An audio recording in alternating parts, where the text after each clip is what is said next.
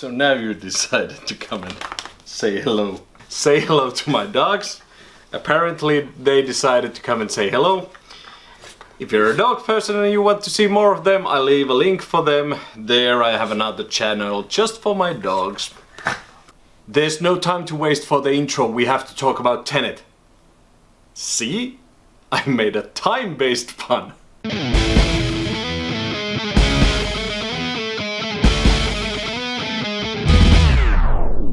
Hi, hello and welcome to Finnish Guy Likes Movies. My name is Ville and today we're gonna talk about the long-awaited Tenet from Christopher Nolan. In case you didn't realize, I'm actually a Finnish guy and I live in Finland, and today is the day that Tenet came out here.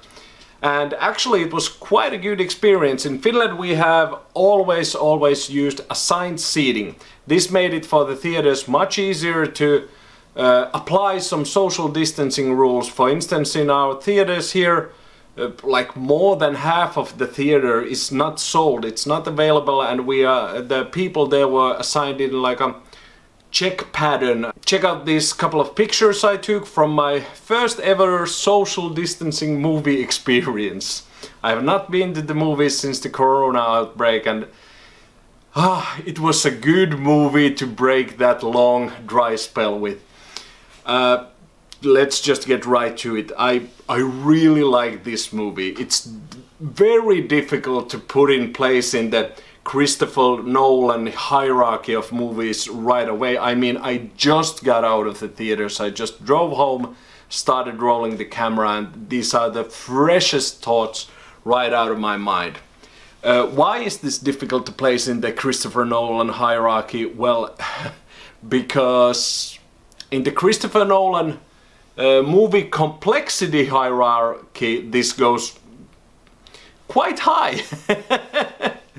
My first experience with Christopher Nolan, like many other people's, was Memento, and I really loved Memento. To this day it's probably still my favorite Christopher Nolan movie, and this movie will get compared to Memento probably quite a lot, where Memento basically didn't have time travel or any elements like dealing with time or stuff like that.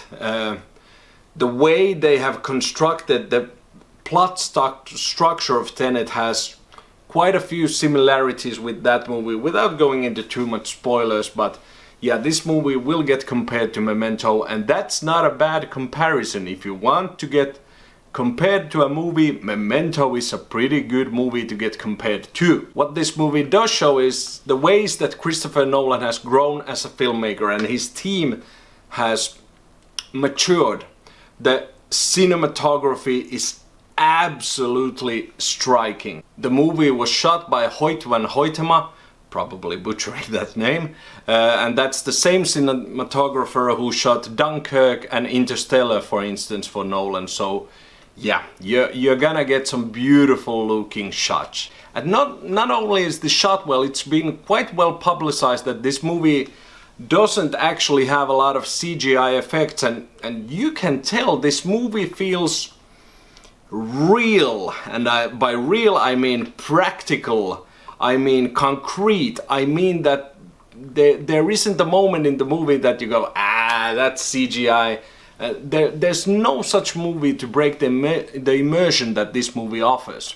And a big part of that immersion for me was the score. The score is absolutely brilliant, and this is a name I can pronounce quite well. It was done by Ludwig Göransson. See, I'm a Finnish guy, which means I know Swedish quite well. It's a long story, we don't have to get into it. But Ludwig, if you didn't know, he's the guy who did Black Panther or Mandalorian, and he's very quickly coming like my top two composers working right now. The other one being Giacchino, which, yeah. Ludwig really composed, Göransson, if we're gonna be like proper, really composed this movie absolutely brilliantly. The score kind of takes kind of comes to the front in the places that it needs to be. It really gives some of the action beats or the most intense beats a tempo, but on the other parts it really knows how to mellow down and blend into the background, not call attention to itself, but in a very good balance, and it's always there supporting whatever is happening on the screen, and it's inventive. It feels like something new while still harkening back especially to some Christopher Nolan films, but yeah, I love this guy's work. The cast of the movie is quite small actually. Most of the work is done by John David Washington, who is very good in this role. I first noticed him in Black Klansman, where he was an absolute scene stealer in my opinion, and again in this movie he commands a certain level of authority and charisma that his character actually needs. This isn't like, without going into too much spoilers, this is like a rookie story in the sense that he is thrown into a new situation, but never for a minute it feels like he's a guy who cannot handle himself. He's very confident, the character he plays, and very knows what he's doing, and he carries that so well all throughout the movie. And apart from him there are basically just three other people in the movie: Elizabeth Debicki, I'm sorry, I don't know how to pronounce that name, Robert Pattinson and Kenneth Branagh, and they all do a very good job in my opinion. Hello. Say hello to my dogs. And they all do a very good job. Mostly I enjoyed Kenneth Branagh as the main antagonist of the movie, but Robert Pattinson and Elizabeth Debicki, they don't have that much to do, but what they do is very good. This is gonna be one of those videos that the dogs just want to be in. But I can already tell what's probably gonna be one of the main sticking points for some critics. I haven't read any reviews or seen any reviews until yet. It's probably gonna be the story structure. The criticism for that is going to be that it's too complex for its own good, or convoluted, or confusing. Let's see if this helps. The other side of that coin, and how you can also view this movie, is that the story is complex, layered, and challenges the viewer in a good way. My initial feelings are to the latter side. I didn't think that it was like too complex or anything like that. I actually think that Christopher Nolan as a writer really gives the audience a lot of credit that they can follow what's going on. But there are a couple of moments where it feels just a little bit like he's trying to be elusive just for being cool, if that makes any sense. There are like a couple of scenes in the movie that, well, I'm not a writer, I don't know how you could have solved them without being too exposition-y, but there are a couple of scenes that maybe you could have just like a little bit more underlined what's going on. But I like it. At least these first feelings I'm having is that I really enjoyed it. I feel that part of the reason that the story is structured in a way that's really complex, and it's not a spoiler that this movie deals with the element of time in certain ways, but those properties of the stories are set because the movie is trying to say something about doing the right thing even when things feel inevitable. At least that's what the movie spoke to me. You could take this movie as a heavy allegory for climate change, for instance. It's this huge monolithic thing that just keeps going on. Some people might call it inevitable. Some people might see that as a challenge, that even if it's overwhelming, it doesn't mean that we don't have to act or cannot act. And this movie uses the element of time to tell a story which kind of makes you as the viewer think what is our role in this universe, in that are we changing things, are we not changing things, and what is our responsibility in that. And those are very interesting questions, and Christopher Nolan is quite good in putting that in the more form of an action thriller. Speaking of the action and thriller part of the movies, we all know that criticism for Christopher Nolan can be that he cannot shoot action.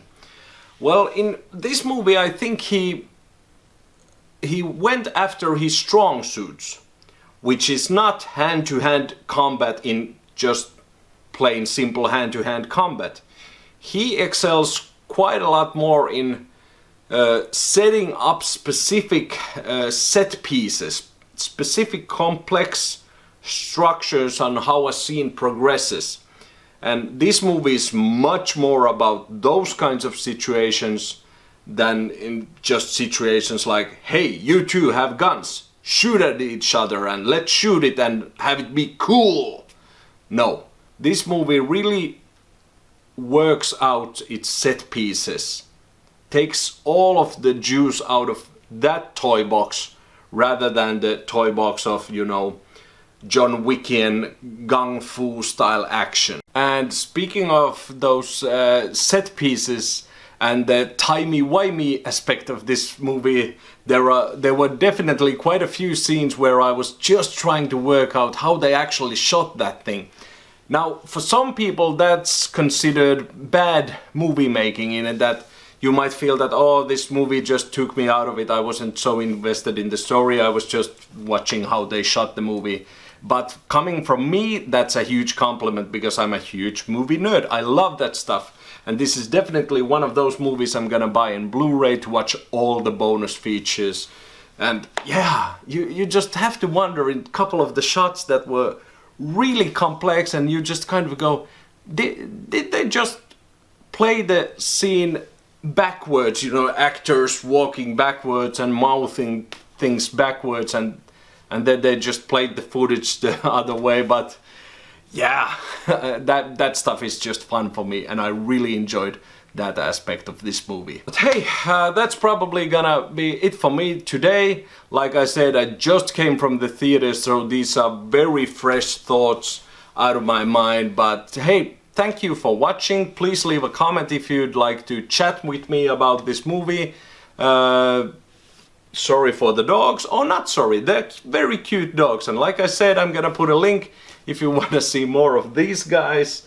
And hey, please subscribe if you want to see more of me. I'm uploading not so regularly, but every so often when I find something interesting and the time to do these videos. I love to do this because like I've said before, I don't have so many people in my life that I can talk movies really in depth about. So thank you for watching, please subscribe, and I'll see you in another video.